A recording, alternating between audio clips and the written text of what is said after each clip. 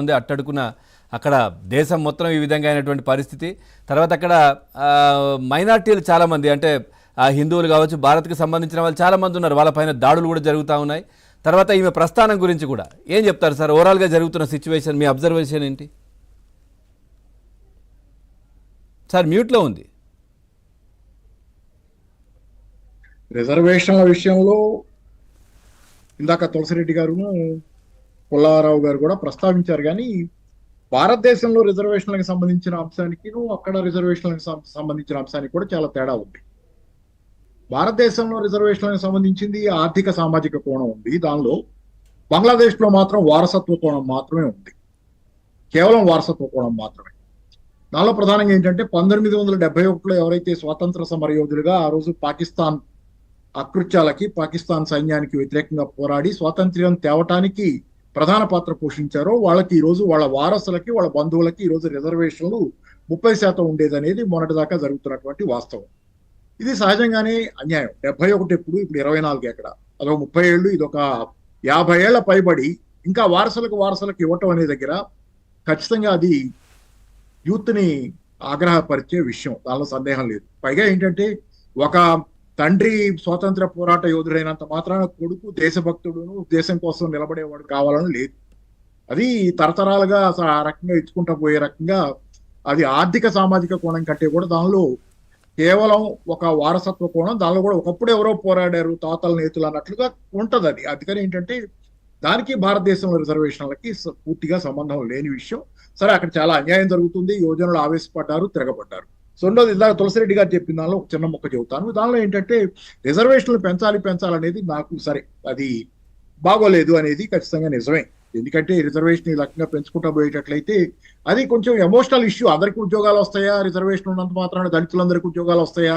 లేకపోతే వీళ్ళకి ఉద్యోగాలు రాకుండా అసలు జాబ్సే లేని కాలంలో jobless growth, job loss growth కాలంలో ఇంకా ఉద్యోగాలు ఎవరికి వస్తాయనే ప్రశ్న కాకుండా ఎవరికి రావనేదే నిజం అవుతుంది రాను.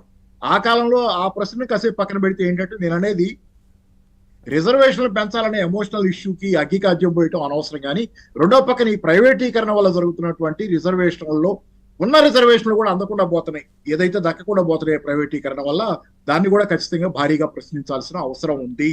అది ప్రశ్నించకుండా కేవలం రిజర్వేషన్లు పెంచే అంశం గురించి మాట్లాడితే అది పరిమితంగా కొంత ఒక సెక్షనల్ గా కొంత నెగటివ్ ఇది వచ్చే ఉంది. కాబట్టి అది మంచిది కాదు. రిజర్వేషన్ ఉన్నా ఈ రోజు ఉద్యోగాలు వచ్చే పరిస్థితి లేదు, జాబ్ లాస్ గ్రోత్ ఉంది. రెండోది ఏంటంటే మామూలుగా ఒక జనరల్ ఇష్యూగా మాట్లాడినా కానీ ప్రైవేటీకరణ గురించి కూడా మాట్లాడాలి జాబ్స్ విషయంలో. రెండోది ఇక్కడ నేను ఇంకోటి అనేది ఏంటంటే ఇక్కడ సరే బంగ్లాదేశ్ లో నాన్ కోఆపరేషన్ మూవ్మెంట్ వచ్చింది. ఉద్యమం మొదలైంది. ఎలా మొదలైందంటే అది నాన్ పొలిటికల్ మూవ్మెంట్. విద్యార్థులు ఒక 64 మంది, దానికి లీడర్షిప్ కూడా సరిగ్గా లేదు, ఒక 64 మంది కోఆర్డినేషన్ కమిటీగా ఏర్పడి నాయకత్వం వహించారు ఉద్యమానికి. ఉద్యమం అయితే ఉద్యమాలకు ఉన్నటువంటి స్వభావం ఏంటంటే నా చేతిలో ఉన్న పుస్తకం ఇది, ద ట్రూ బిలీవర్ అనే పుస్తకం.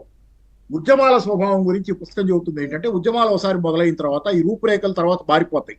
దాని డైరెక్షన్ పూర్తిగా ఆపోజిట్ డైరెక్షన్ లో కూడా వెళ్ళొచ్చు.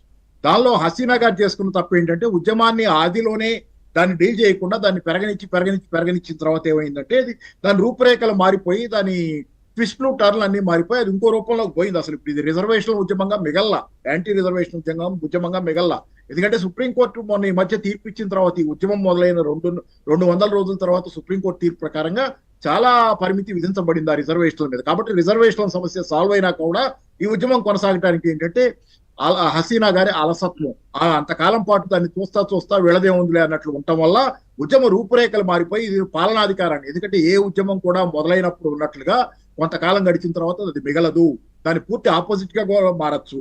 అందుకని ఏంటంటే హసీనా గారు చాలా దాన్ని హ్యాండిల్ చేయడంలో మిస్అప్రాప్రియేట్ గానే వ్యవహరించారు. రెండోది ఇందాక పెద్దలు ప్రస్తావించినట్టు అహంకారంతో మాట్లాడిన మాటలు, తొందరపాటు మాటలు, రజాకారులని ఉద్యమకారులని కామెంట్ చేయటం, అది కూడా సద్దుమణుగుతున్నప్పుడు ఉద్యమం చాలా పెద్ద రాజకీయ తప్పిదం, పొరపాటు.